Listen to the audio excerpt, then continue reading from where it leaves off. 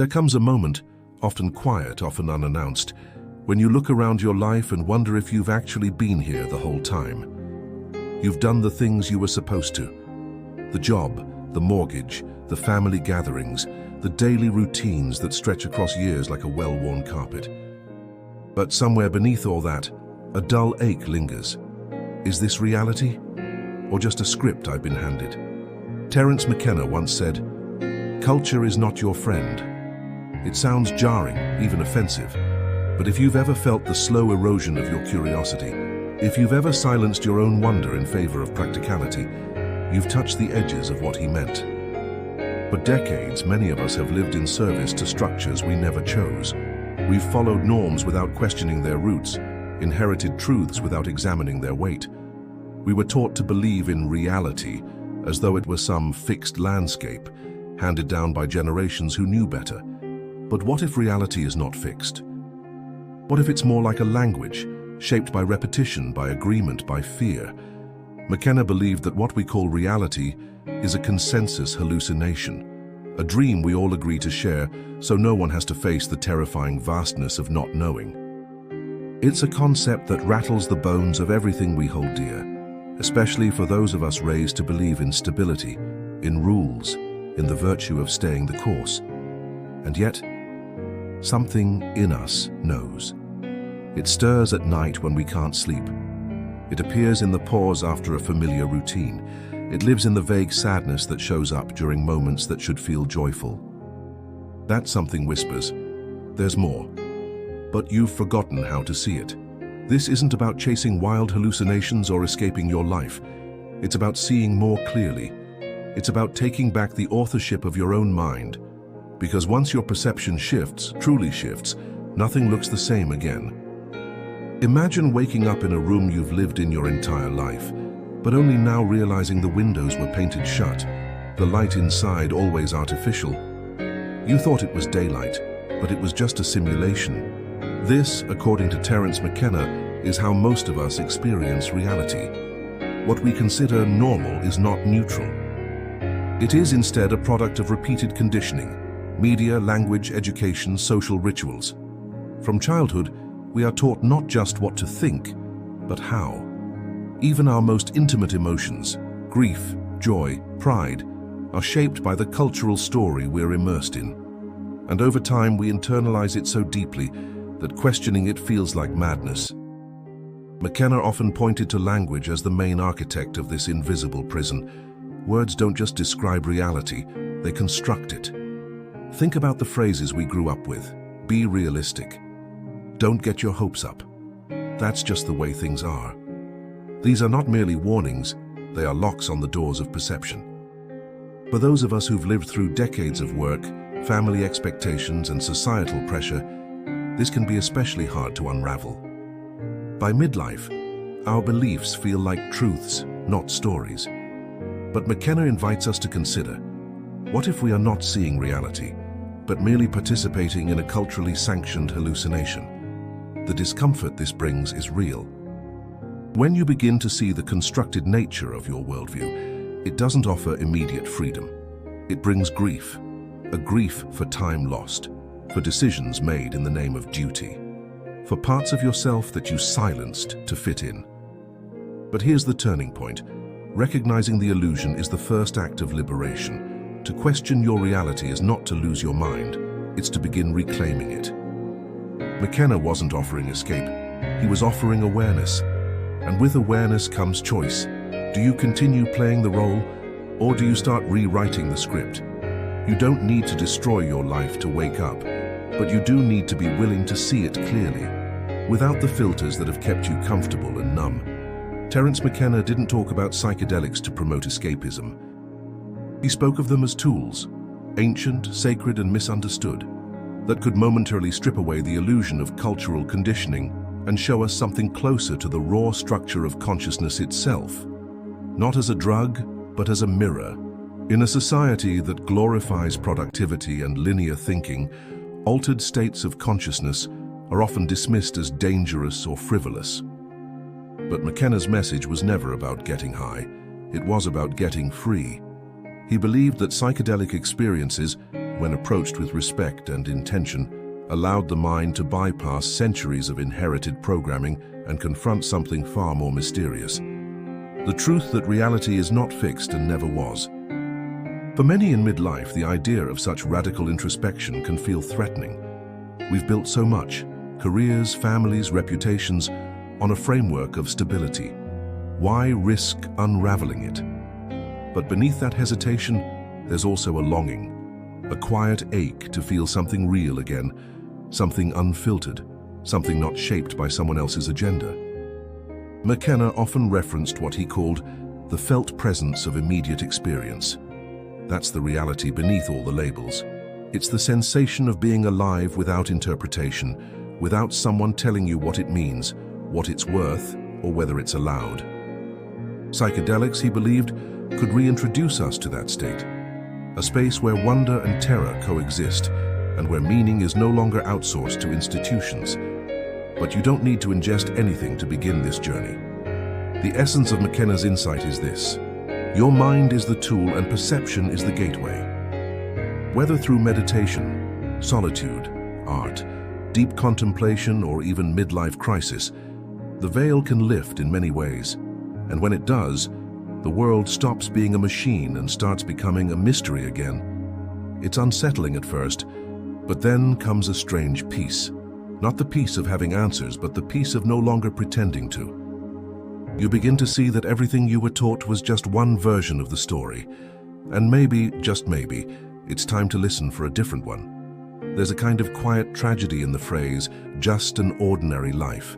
You hear it often, sometimes with pride, sometimes with resignation. A steady job, a roof over your head, a family, a pension. On the surface, it sounds like success.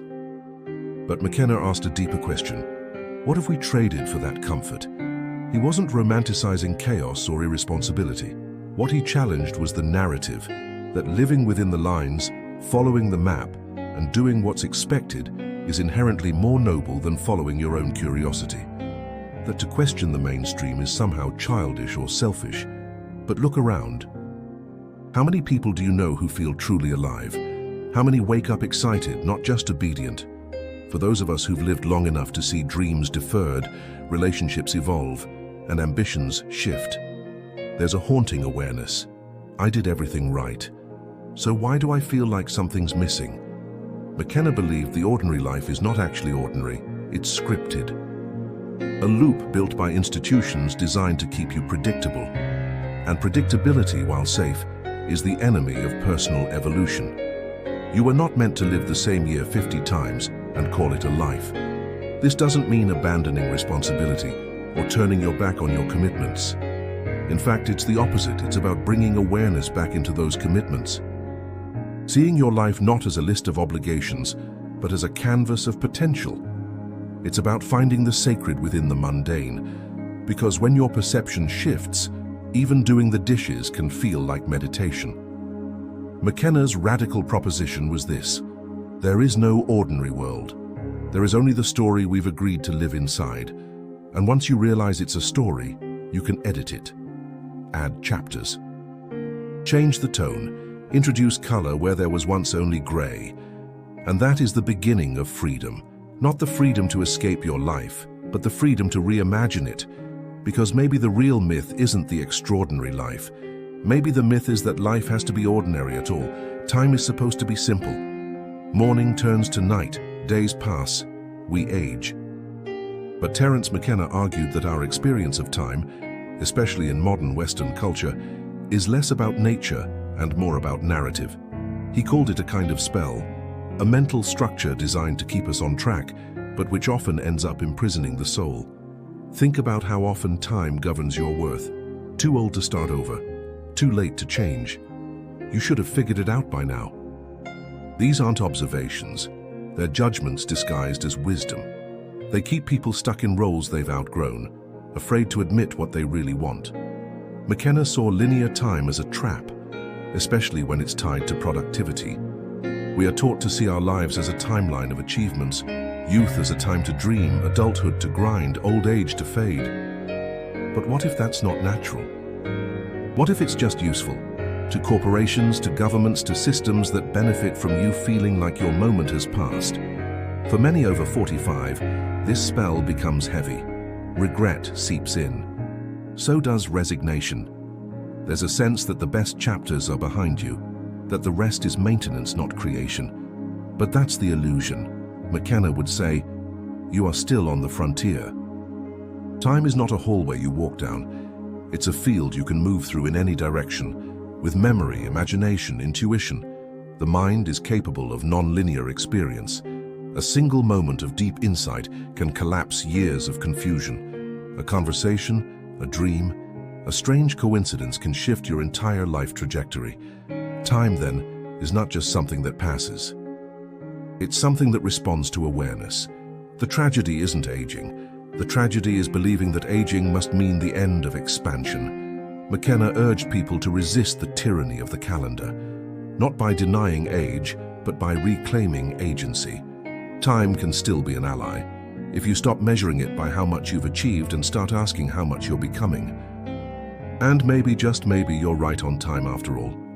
Somewhere along the way, many of us stopped listening to ourselves, not the voice we use at work, not the polite, practiced one we offer at family dinners, but the one that whispers in quiet moments, raw, honest, and often inconvenient. Terence McKenna believed that voice is the authentic self, buried beneath layers of adaptation. Culture teaches us how to behave, but it rarely teaches us how to feel.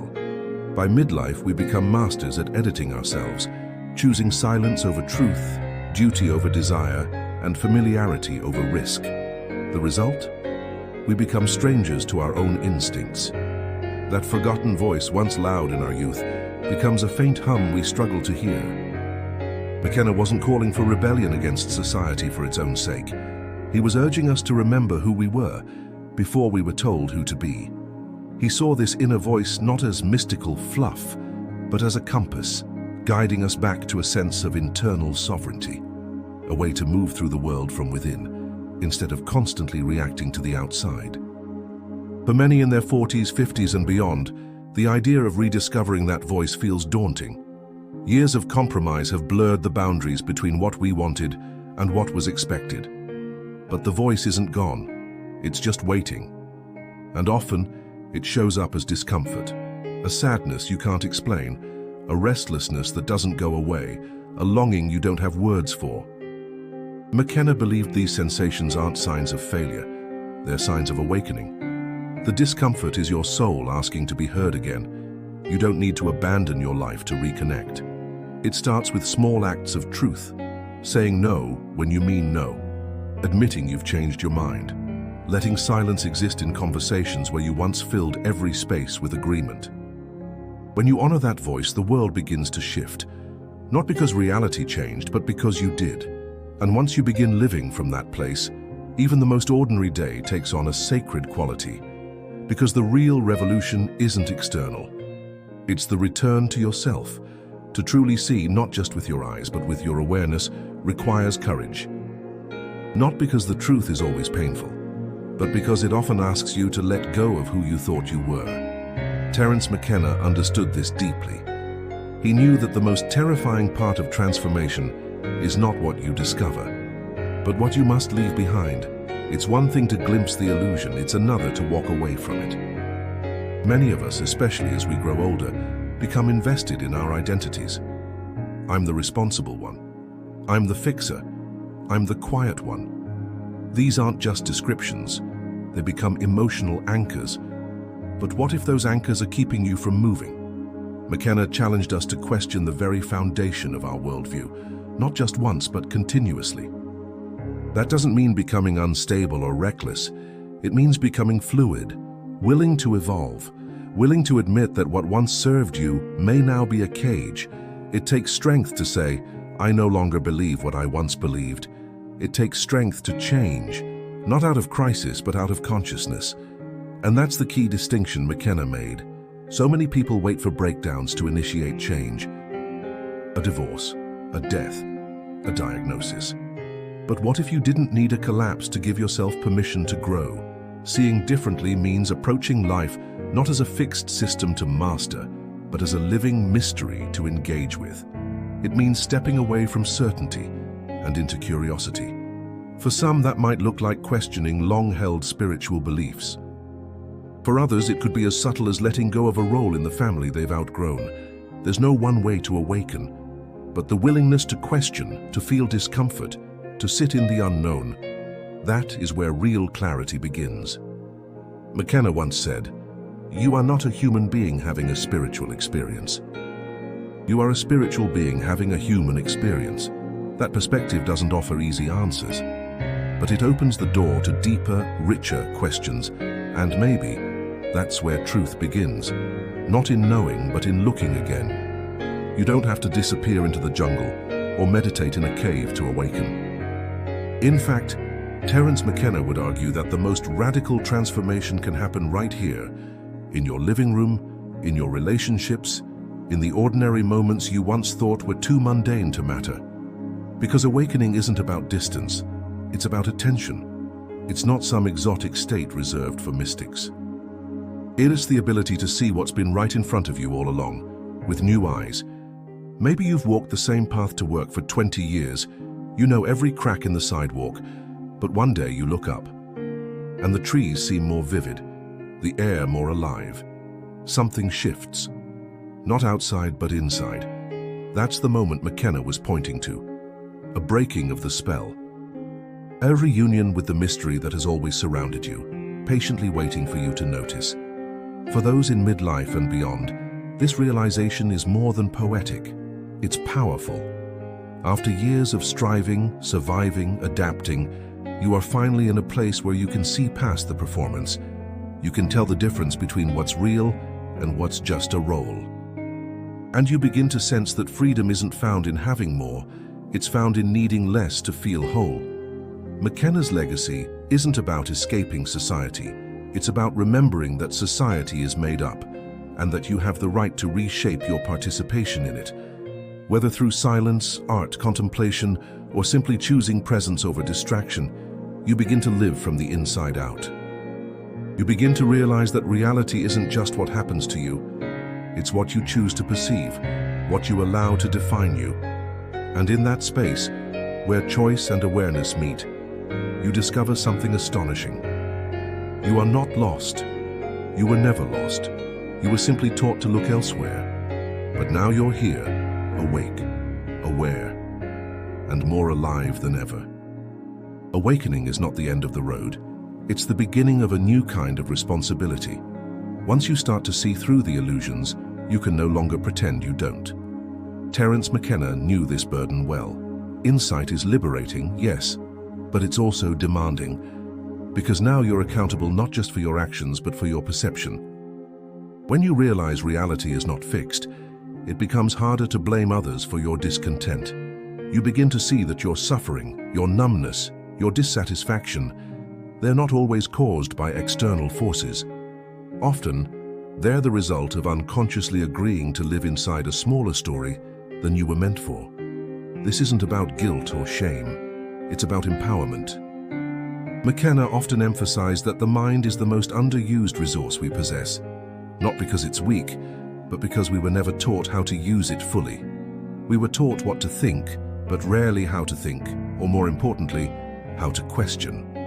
With awareness comes the opportunity to re-choose your life, to step back from reactive living and move into intentional presence. You might begin to notice where your energy leaks, in toxic conversations, in compulsive habits, in stories you keep telling yourself that no longer serve who you've become. This is not an easy path. It requires vigilance. It asks you to keep your eyes open, even when it would be easier to sleepwalk through your days. But the reward is profound. You begin to experience life as it is, not as it's been edited for you. And in that honesty, there's peace, a grounded peace that doesn't depend on external validation or fleeting highs. McKenna didn't just ask us to wake up, he asked us to stay awake, to use what we've seen not as decoration but as transformation. Because now that you know, you're not just a participant in reality, you're a creator of it.